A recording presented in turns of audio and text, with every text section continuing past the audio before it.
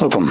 In front of me is a Redmi Note 11 Pro Plus, and today I'll show you how you can capture a screenshot on this phone.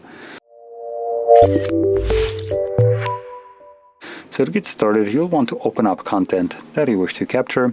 I'll be using just a home screen as an example for this. So once your content is open and visible, hold power key and volume down at the same time.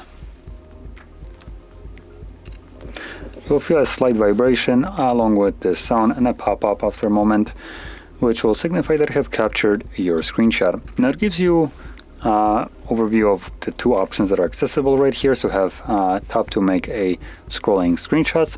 Now it is grayed out. That is because on the home screen I have nothing to scroll down on. But if, for instance, I would open settings where you can scroll down, that would allow me to tap on this button, and from there it will start scrolling down.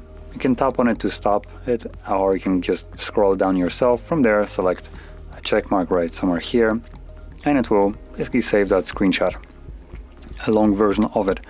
But just pressing it or holding those two keys will capture a normal one, as you can see this one, and you also have the send option. But if you don't do anything with them, it will after a moment disappear like this, and all the screenshots that you will capture over the time can all be located in your gallery application under albums. They're also visible just normally in the photos, but you can easily locate just strictly the screenshots in albums and screenshots and screen recordings.